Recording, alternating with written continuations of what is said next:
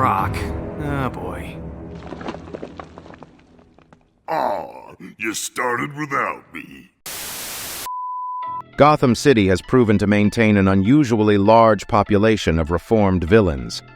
While some of Batman's former foes have returned to a life of normalcy, there are others who have tried their hand at the hero game like Harley Quinn and Red Hood. None was as impressive as Killer Croc. Huh? Part man, part reptile, Killer Croc has swum his way out of the sewers of Gotham City and into the ranks of the Suicide Squad. Of course, every villain who once escaped Arkham Asylum was neutralized by the Dark Knight. He continues to protect the city with the help of the many Robins. There is also the Duke Thomas, the Signal who patrols by day. But in this video, something happened to make him give up the life of crime and apply for jobs. I know. It's mind-blowing, but I promise you it's a really funny story. My name is Benjamin Dover, and this is Comics Book.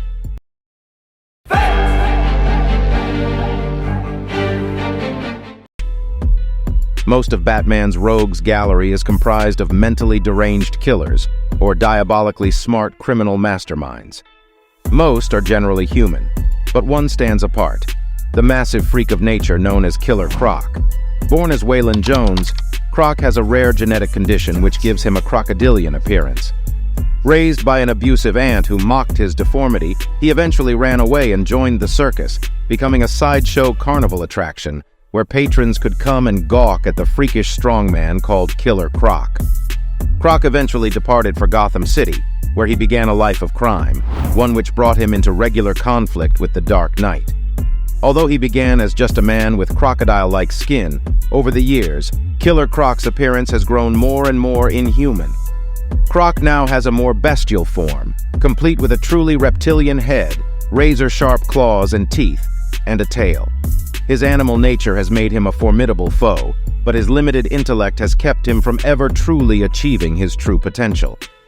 Nevertheless, Croc's brute strength and killer instincts have made him an ever-present thorn in Batman's side, who must be ever vigilant in case the deadly Croc once again emerges from the sewers below to wreak havoc on Gotham City. One thing always led to another, and Batman is forced to imprison him in Arkham Asylum or Belle Reve Prison, whichever one is best suited to house the criminally insane.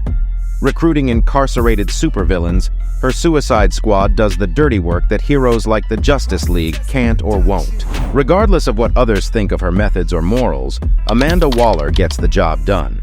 Should they complete a mission, they will have 10 years off their sentence. Needless to say, the mortality rate is pretty high. During Injustice 2, written by Tom Taylor and published in April 2017, the metahuman had a romantic connection with Orca. Although they were both deadly predators, it did not stop them from getting married and having a baby. Obviously, Tom Taylor had to cut short the story, otherwise it would have been awesome to see what their offspring looked like. Following the events of Suicide Squad issue 50, Killer Croc was discharged and free to go as he pleases.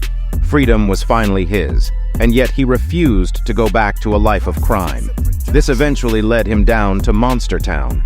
The neighborhood takes its name not only from the monstrous corpse dominating its skyline, but from the people who dwell within it.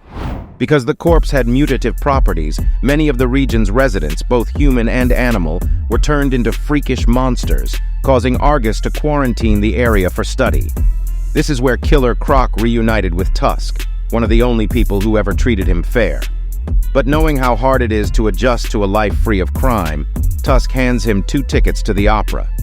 A strange request that prompted Killer Croc to say, "What do I want with a bunch of people whining in a language I don't understand, man?" Because tomorrow the metahuman has a few job interviews lined up. As funny as this may sound, it actually is true. The next morning, Killer Croc went from one establishment to the next dressed in a business suit. From a grocery store to dental clinic, a gas station, a public library, a mechanic shop, and a restaurant. Obviously, his appearance is a clear giveaway. Having a humanoid alligator work for you sounds scary, and even though he has atoned for his past crimes, people don't trust so easily.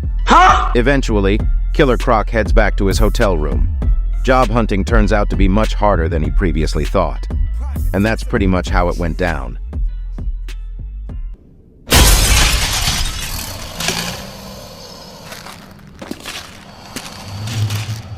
Waylon Jones, aka Killer Croc.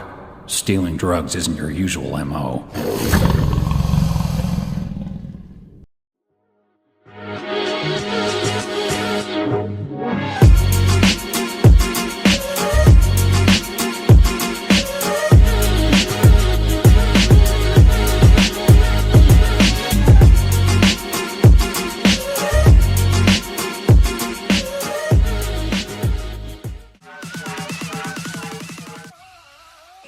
Thanks for staying around. I sure hope you liked the video, and if you can, please give this video a big thumbs up.